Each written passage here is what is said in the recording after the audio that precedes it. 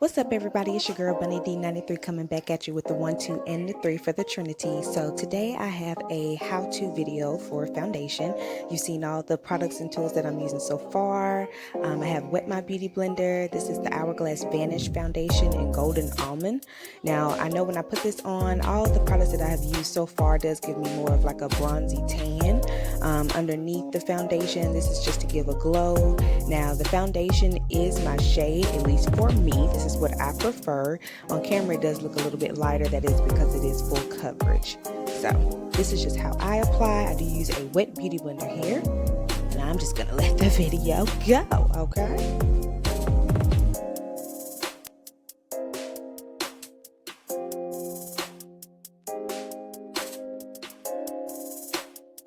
So I know some of you guys may be asking, why in the world are you doing a foundation video? I already know how to do my foundation.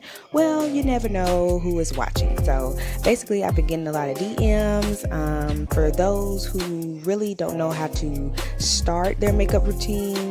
They're beginners basically. So this is who this video is for. I'm just going to start over basically from the basics. So that way when I shoot these videos out, you guys can basically just come on along with me. Look at that, baby. Yes, come on, coming through. Woohoo.